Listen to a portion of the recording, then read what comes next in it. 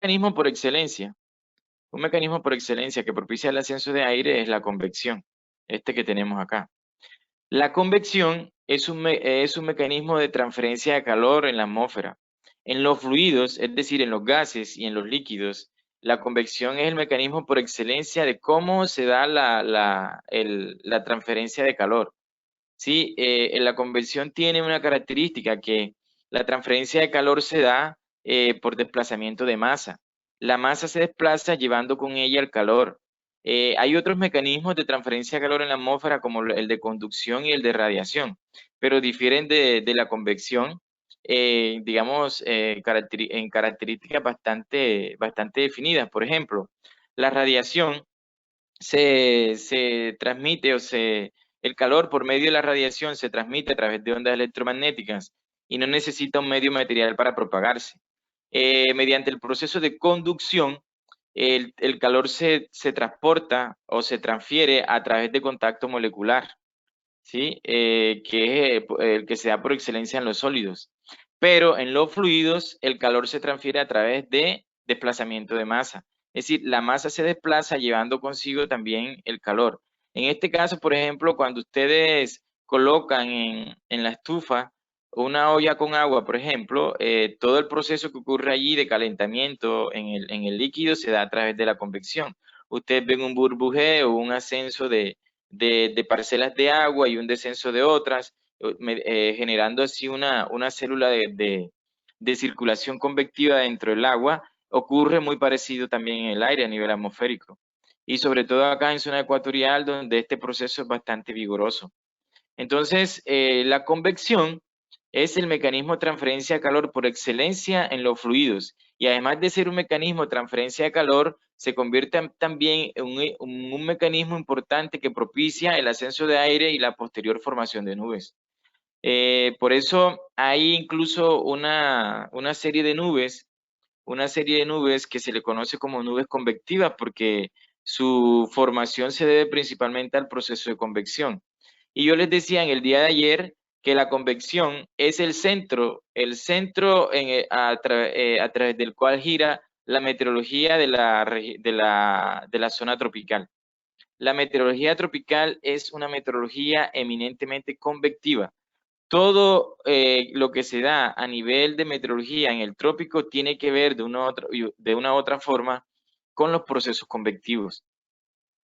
Otro mecanismo importante para propiciar el ascenso de aire es la orografía, ¿sí? Cuando hablo de orografía estoy hablando del relieve, estoy hablando de las montañas. El relieve induce a que el aire en su desplazamiento, al encontrar cadenas montañosas o barreras montañosas, se vea forzado a levantarse, se vea forzado a subir o discurrir por encima de las faldas de las montañas. Y en ese proceso, en la medida en que el aire asciende por la falda de la montaña, impulsado por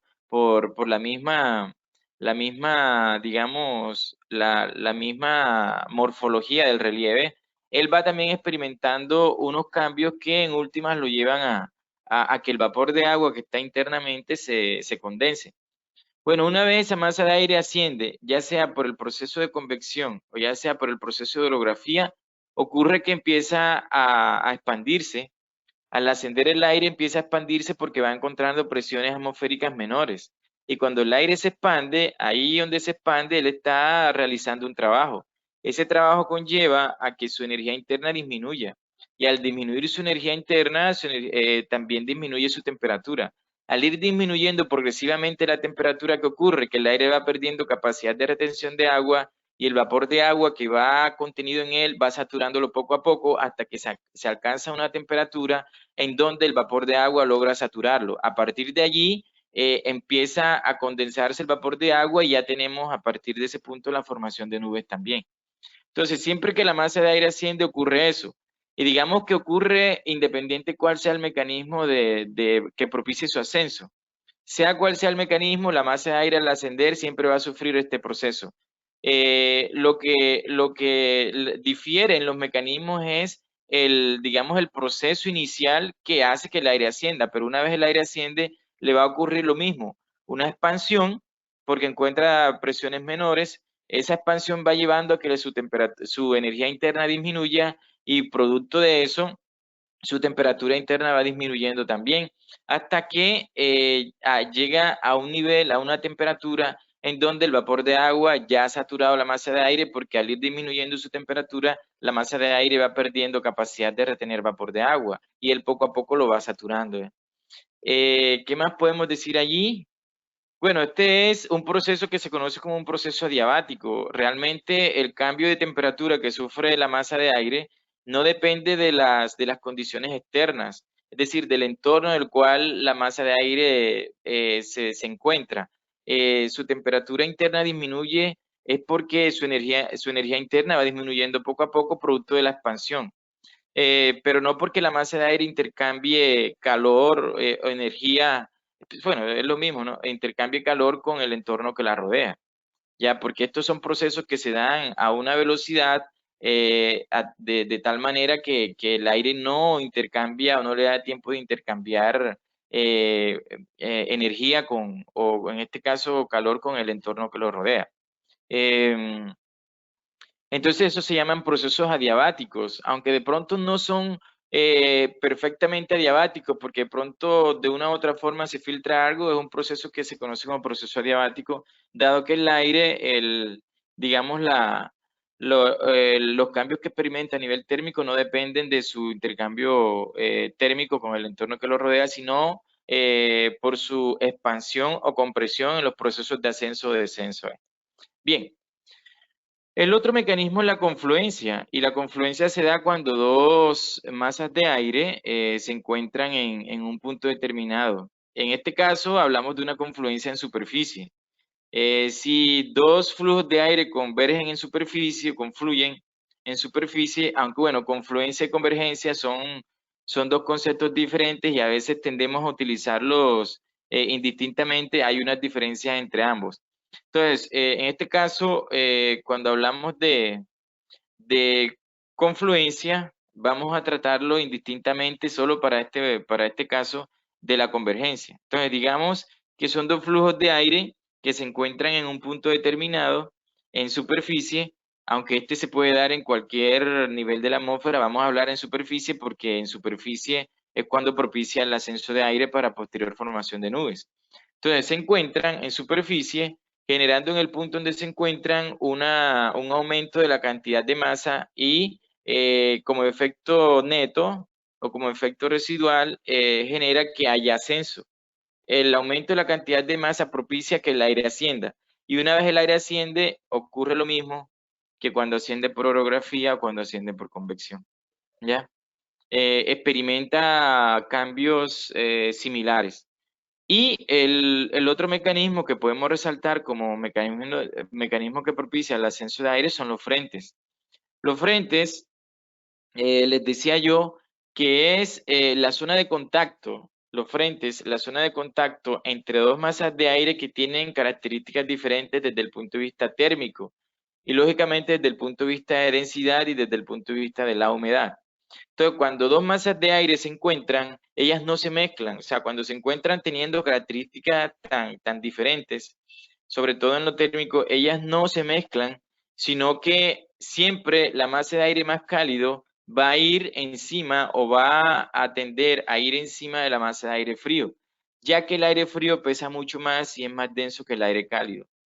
Entonces, ya sea que tengamos un frente frío que se caracteriza fundamentalmente porque es la masa de aire frío la que se desplaza y levanta la masa de aire cálido, o ya sea un frente cálido que se caracteriza porque el aire cálido es el que va avanzando y va empujando lentamente al frente frío, ya sea cualquiera de los dos frentes, siempre la masa de aire cálido va a ir encima de la masa de aire frío porque no va a tener la capacidad suficiente de levantar al aire frío, ya que este es más pesado.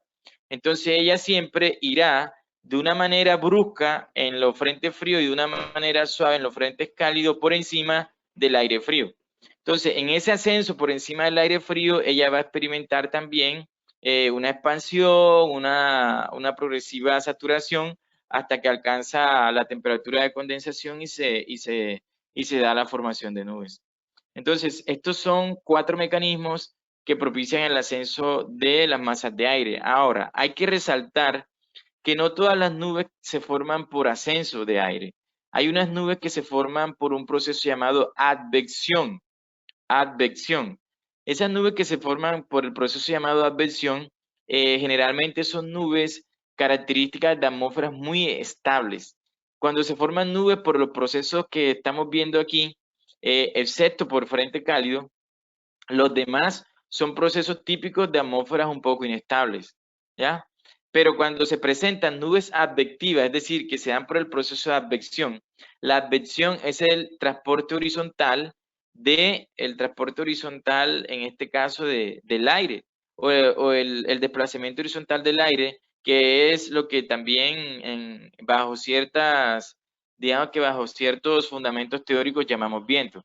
Entonces, cuando la masa de aire se desplaza horizontalmente y esta masa de aire tiene digamos que una cantidad de vapor de agua apreciable, al discurrir o al desplazarse por encima de superficies más frías, ella poco a poco, como va adquiriendo las características de la superficie desde el punto de vista térmico, entonces esa masa de aire que viene cargada de vapor de agua, al desplazarse por encima de una superficie fría, poco a poco su temperatura también va disminuyendo, producto de la influencia que tiene de la superficie, y el vapor de agua que está en ella, poco a poco lo va a ir saturando, porque acuérdense que a medida que la masa de aire pierde o disminuye su temperatura, su capacidad de retener vapor de agua disminuye y poco a poco el vapor de agua que contiene la va saturando poco a poco, hasta que eso desborda en la formación de un estrato, sí, de una nube estrato, porque todos los estratos se forman por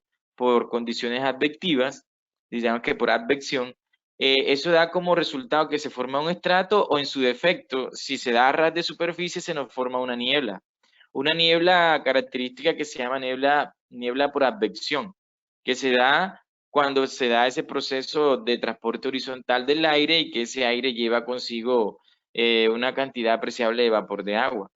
Entonces, ahí, sobre todo los estratos se forman no por estos procesos de ascenso de aire, sino por procesos de desplazamiento horizontal del aire llamado advección.